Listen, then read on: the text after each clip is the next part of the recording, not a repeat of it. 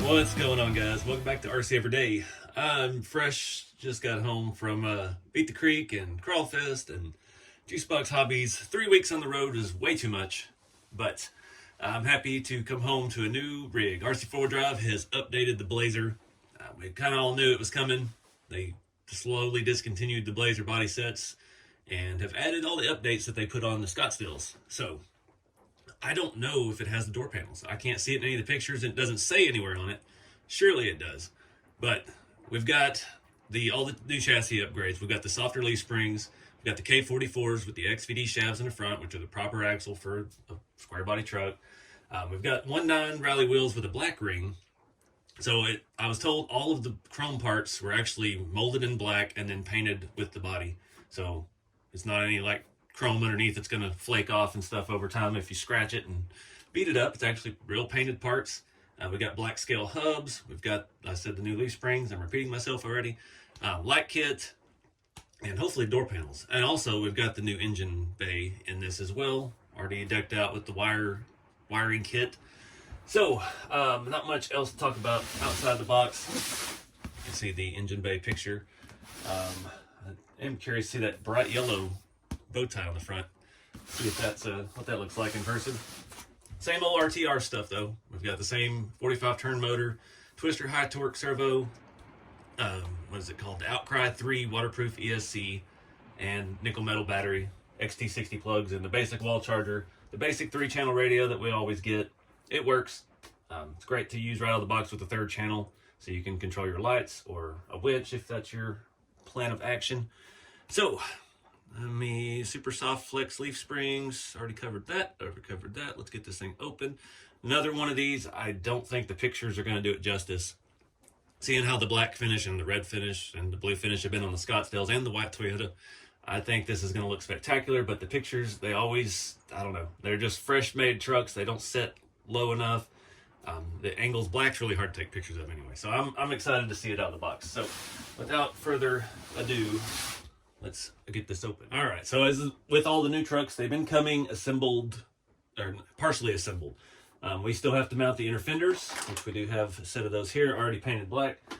We have to mount the bumpers, which actually the finish on these looks really nice. I'm excited to get those open.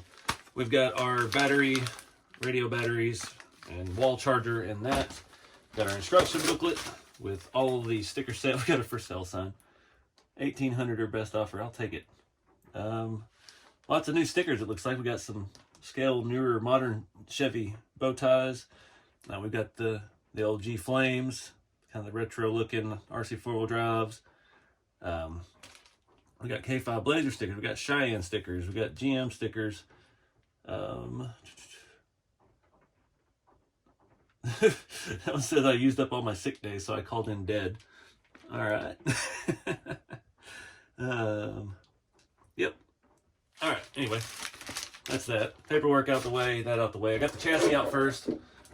Get you in here and take a closer look at that. I'm excited about these tires. All right, don't mind the 3-pound pack of silica gel. So, some new changes, some new things. I see we even have another set of different body mounts that are Blazer specific. They actually are made out of a different material too. It looks even more robust than the ones on the Scottsdale. What else? Rear shock mounts. This is kind of a neat option.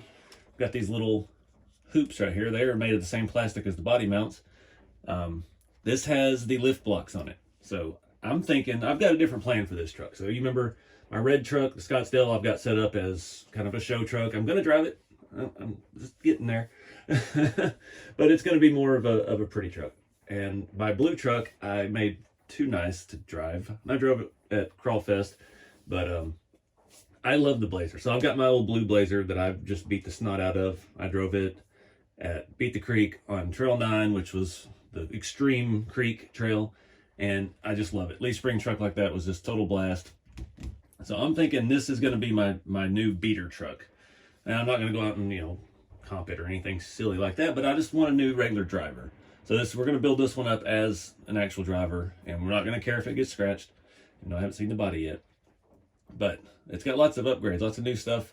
I'm excited to play with those shock mounts. I'm curious if they'll fit on the Scottsdales, because that would give us a little bit more range. The rear feels very stiff for some reason. I'm not sure. They were doing the same thing where they don't have the springs in the shocks, and they've got this new compound on the leaf springs. But I think we're gonna have to definitely do some tweaking on that. And you know me, we'll probably take these lift blocks off and get this thing down just a little bit and tweak that some. But I'm liking it. The tires. So years and years ago, I had these on my Land Rover Defender D110, on the Galan 2, however you want to say it. And absolutely love them. They're super wide tire. Not super wide, but they're wider than most. And it was just a good shorter sidewall, wide tire, lots of grip. They did away with those for a while. My current D90 has the Fun Countries, and these are, which one? Mud Countries. I like these better, so I'm excited to see those tires back. They're a really good size, especially for the Land Rovers. We'll see how they look on the Blazer. They look pretty good right out of the box. I've got a missing screw. We'll be putting a screw in the servo, just like on my trucks. Every time I get to an event, the screw falls out of the something. But anyway, same high torque twister servo. Decent enough out of the box to get you going. Basic ESC, it's easy to program and set up. There's just moving pins to set it for LiPo, which we definitely want to do. Because it'll blow you away going from a nickel metal on just this kind of basic setup to an actual LiPo. A nice little 3-cell this can handle. And yeah, it wakes this stock setup up a whole lot. It'll get you going good for a while until you're ready to upgrade and start changing things. So look underneath, see if there's anything else new.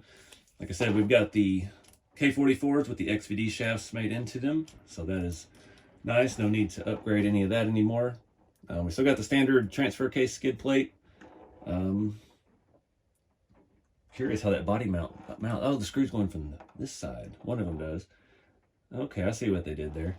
So that's a little bit new configuration. But I do like this extra reinforcement. That is a beefy body mount. Because that's one problem I have on the old Blazer. They still use the Hilux mounts that are just the round tubes.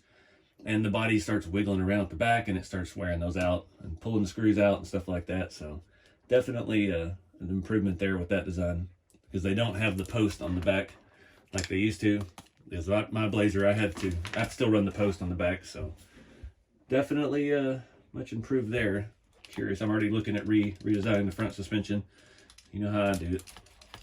That back is just super stiff, so definitely going to have some fun with that. We may actually even get to that in this video. I don't know. We'll see. The TF2 is like a language I speak very well. I just start seeing stuff. So anyway, I'm going to get the body out, and we're going to take a look at this midnight finish. And I'll unbox this one with you live here, because I'm excited to see the body. Oh, it's wrapped in a blanket. All this giant block of foam. All right. Come on, meow. We got door panels. We got the engine bay. All right, we got all the upgrades. Oh, all right. So, shiny mirrors, satin black cap. I like that. Black everything. Even the trim around the taillights is black. I like it. I got another vintage RC4wd Drive sticker on it.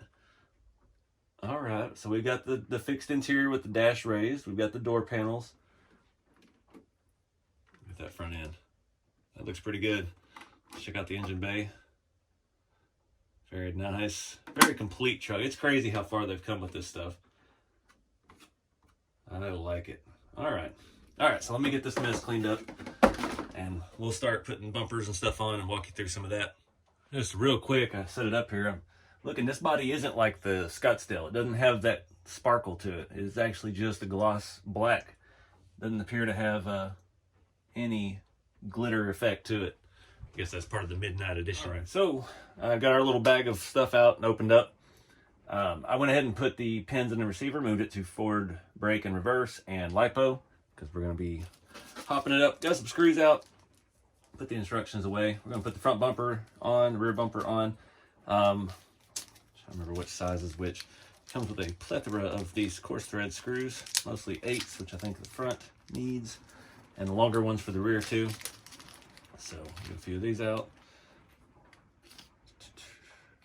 And let me find my tool. I'm so happy I got a replacement bit for my other Bauhaus tool, and I picked up one of the Helios branded ones while I was at Beat the Creek. These are awesome tools, and they fit on your standard like 18-volt drill, so it's really nice when you're in a hurry. Get this stuff started. I'm not going to do this on camera because it's boring and I don't have that much to talk about right now. I'm still taking all this in. Got to put the inner fenders on next, and done that in the last couple of videos. Not going to do that on camera either. So anywho, let's get this thing going. It's pouring down rain, so I'm not in any big hurry to get outside, so I think we're going to go ahead and do some mods to this. Peel the window visor off just because I'm not a big sticker guy. And if you do this gently, it doesn't leave any residue. Come, almost there. I do like the little stickers they put in the back window. It's nice and subtle, more my style. I was joking the other day, I've never put an RC Everyday sticker on any real car that I've owned, except for one, and that's the one that broke down on me going to Beat the Creek last year that's abandoned there for sale. Needs an engine, so I think it's safe to say I don't have a sticker luck thing going on. So before we go through all that, I'm not liking this situation a little bit. It's bothered me. The angle, because the rear lift blocks that they put on the Scottsdales that are on here angle the shock or the axle housing, so it kicks your end of your shock mount at an angle. So your shock's coming down like this and your axle's going like this. So as it flexes, it's moving the opposite way. So it's not in a bind, but it's not giving us optimal performance. And I can't let that, the dude can't abide. So I think we're going to take the lift blocks off. One, there's a time and a place for it. My blue Scottsdale I took them off of. I think I ran a little bit smaller tire. The red truck, I left them on. Not a big deal. That truck's got big tires. It works out. But this being the standard wheelbase TF2, not the long, they had to do this really for the pinion angle. So if we lower it back down, the pinion angle will still be just as good as it is now.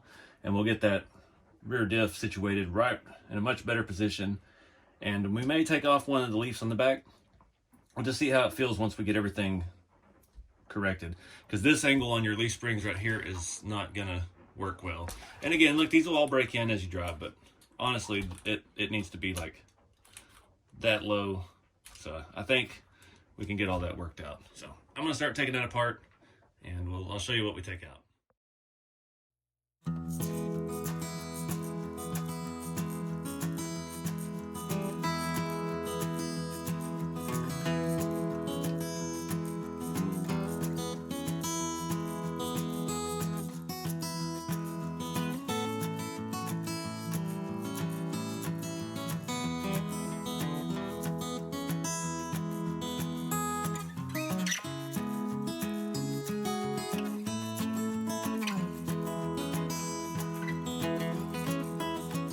Alright guys, so I stripped the rear, took those lift blocks out, setting good. I moved the shock mount on the bottom. It was on top of the axle. You can see right there. I moved it down to that bottom hole so we don't have any issue with the shocks. They put the springs in the rear. The fronts don't have it, and it makes sense the extra bag only has the springs for the front, it looks like. So definitely something to check. Yeah, taking those out. We don't need shock or springs in our shocks where we're going. Also, the screws that hold the upper shock mount on are coarse thread because this mount is that hard plastic, so that's another slight difference. And I think I like the hole they had it in. I'm feeling good about the way this is sitting. It's actually sitting level with the lift blocks in the front, and we took that stuff off the back. So we'll see once we get the body on. I'm going to get the body mocked up. I'm going to do that before we do the front inner fenders because I want to be able to get to all that stuff easier, and it's easier to do before you install all that. Again, if you take these apart, that's about a 2 mil spacer in there. Make sure you don't lose that. Take your springs out of these rear shocks. These are 80s or 90s, I'm not sure. I think it said on the box, but I can't read it from here. That's a neat setup, but the Scottsdale, that was one of the limiting things when we lowered it, is you were bolted straight to the frame. So they've made this little mount that fits under the floorboard. I've got a feeling these will probably, oh yeah, these will work with the Scottsdale. I bet you the next Scottsdale that comes out will have these on it as well. So that would be a good upgrade too, because that's going to allow you to get more up travel with that super soft leaf spring. We may have to order some of those and put on our Scottsdales, because that gives you another, almost half an inch of up travel if you use the appropriate size shock with it. It's all about the balance with these suspensions, finding how things jive. What's going on here? Oh, that one's not playing nice. All right, so that's what I was afraid of. I'm gonna have to put a spacer on the axle end. Just throw a little 1 mil spacer in there or something to give us a little more room. We can move it back to the rear mount, but yeah, I don't want to be janky like that. So I'm gonna get a 1 mil spacer and put on both of the bottom of the shocks, and that should alleviate our issue. All better. I actually did 2 mil spacer down there, so you got 2 at the top, 2 at the bottom now. I don't know if that's how they're actually gonna come. You gotta think about that too. I forget sometimes. Some of the units I get are pre-production, so they haven't worked everything out. I actually saw a misprint on the box, so that's the kind of stuff that you run across when you're pre-production, and it helps give them feedback and stuff like that, so they can catch it before it gets it out to you guys. So I'm digging that. I'd set and level, like I said, put the body on, see how it rides. You know me, I want them to set as low as possible most of the time, because I just like that scale look.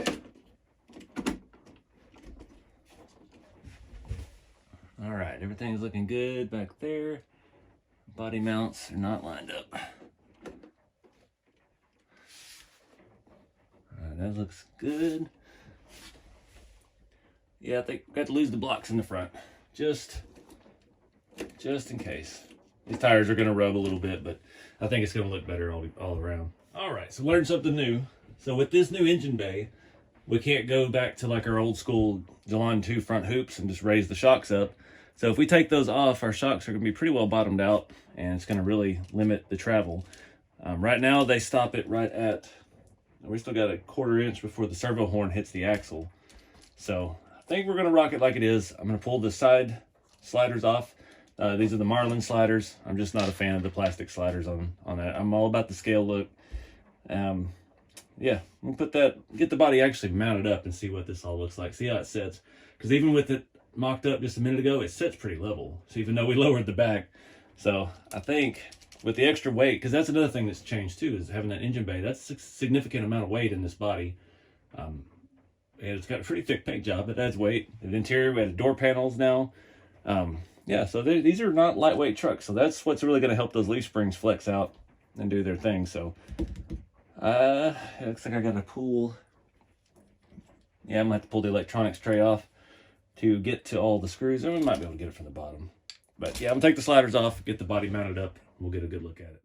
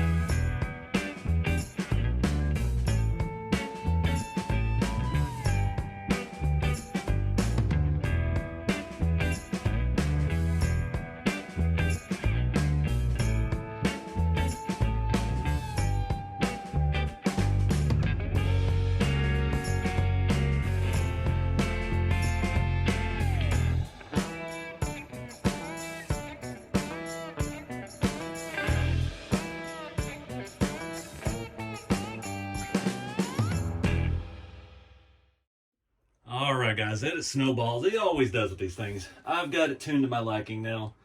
So I did all the old tricks. I found a set of Galantu hoops. These were some off-brand ones I found on Amazon, which were sold as RC4wd drive. It says 110 RC car RC4wd drive Galantu chassis front shock hoops.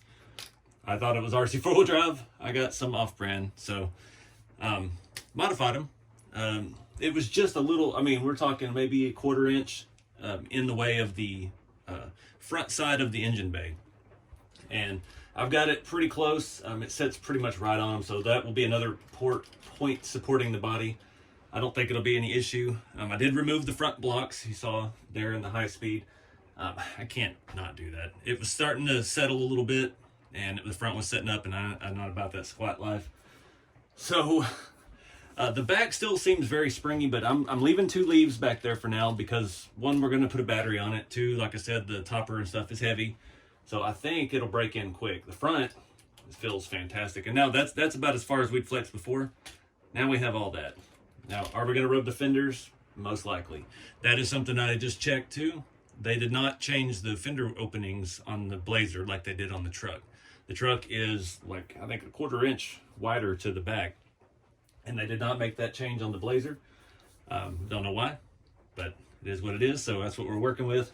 Had to modify the inner fenders to clear all that, and I went ahead and trimmed. You got to trim a little bit out of the inside, especially on the driver's side, just to clear the wiring and stuff that's there. You know, it'd be changing all that out eventually at some point, but you know, you're gonna want to zip tie it back in, so that's where we're at with that. But yeah, it just adds so much travel. I mean, the main thing this was lacking out of the box was up travel in the front. The back was so stiff with those springs in there, so we got all of this fixed up. I did also do my servo lift.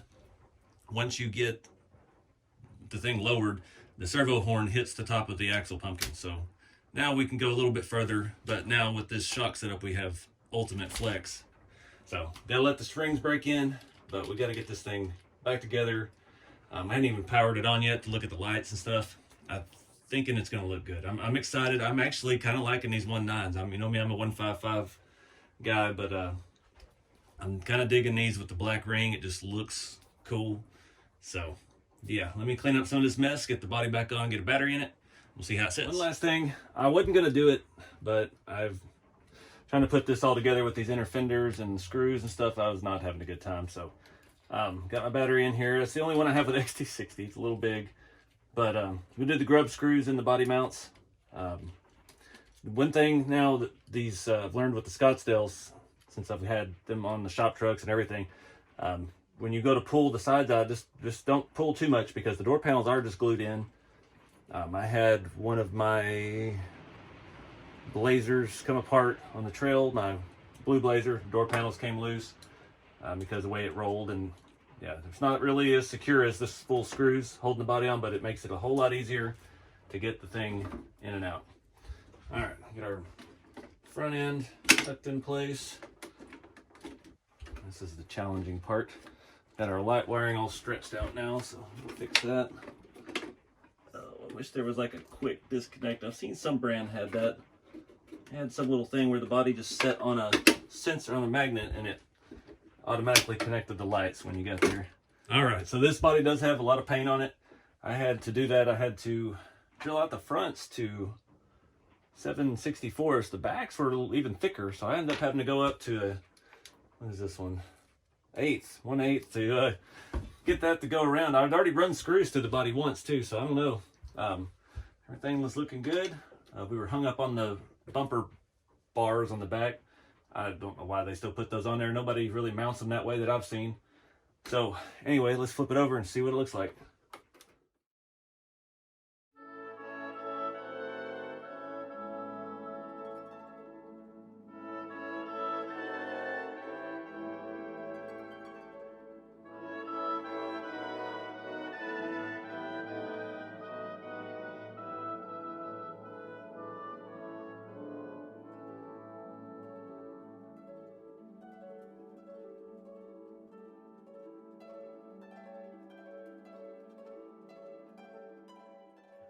All right, guys, I'm digging it. So I was thinking about all this as I was wrapping it up. and filming some reels and stuff with it. You don't have to do everything I just did. It will work out of the box. The only thing I would recommend doing from the gate is to take the springs out of the rear shocks. I don't know if they just forgot that in there, because all the other trucks have had no springs in any of the shocks, and or they just are compensating, thinking the weight of the roof and everything, it needs the extra spring in it. I would take those out and just rock it like it is. You know, you don't have to lower it, you don't have to do all that. It's just my personal preference. I like the more scale look. I took the sliders off, lowered it down a little bit. Doing so, we are going to get a little bit of rub in the front, just a little bit, but I think it looks better that way. And as the springs break in, it'll settle down a little bit lower even. These springs are working a lot better than the older generation. All the Scottsdales and the Toyota I have, the springs have really softened up quick, and they're a lot softer just out of the box. The mods and stuff I did, we're getting way more flex, especially out of the front, moving that shock mount up. Trying to find something to, I mean, we can get way up in there. The springs, or the shocks, are doing their job, pushing us back down. But again, that's all going to soften up over time. We can get a lot more tire stuff than we could out of the box. The rear is still a little springy, but again, that'll break in. I usually take one leaf off the back and just leave one. But this one, since we took the spring out of the shock and they were worried about that from the factory, I'm going to leave two on the back. See if the secondary springs will break in as quick as the main springs have been. That was an old trick from way back on all the old TF2s I had. Just go two leaves in the front, one leaf in the back, and then as it breaks in, I mean, I've had that Blue Blazer for probably 1.5 years, 2 years, and I rebuilt the suspension on it and ran a single leaf in the rear, and a couple months ago I finally bent it. So then I went back and put a secondary leaf in, and it's already broken in and it's working fantastically. So we're just going to run two out of the gate. I'm digging the finish, the blacked out thing. I didn't think I'd like it, but it looks so much better in person. The box pictures just never do it justice. And now we got it setting down a little bit. I'm digging it. But again, you ain't got to do all the stuff I did in the video. That's just me. I've been building TF2 since they came out over a decade ago now. And it's just stuff that little tips and tricks and things I've done over the years. Those front shock hoops, RC4wd does still sell those as well. They still have the Jalon 2 chassis. You do have to modify them to fit the engine bay, but at least you don't have to modify the engine bay, mess up any of that scale detail. So I'm pretty happy with it. I'm going to get it out and try to do some running. It's pouring down rain today, and yeah, not feeling like getting wet. Plus, I've been on the road for a few weeks going to events and stuff, so I'd like to just sit down and chill a little bit. But anyways, check out RC4wd.com. These are, let me get you some specs real quick because I forgot all about that stuff because I started building it. All right, so I did actually miss some of the details. So we have the pre-installed light kit, the front inner fenders, the new rear shock mounting brackets that we talked about that give you multiple mounting positions, which those would probably work just as well on the other TF2s as well. Titanium nitride coated shocks with X-ring technology. So they've got a new style shock. I did notice that it had kind of a what do you call it, gold colored piston or shaft in it. The Rally 19 beadlock wheels with the black rings. The Dixie Peck tires, which are the mud countries, which I absolutely like. They're nice and wide. They fit this body very well. Like I mentioned before, I've used those for lots of years on my Land Rovers that I used to have. It's funny, I had a D90 and a D110. I sold both the bodies and I tore all the chassis apart, and that's what I started building rat rods with all those years ago.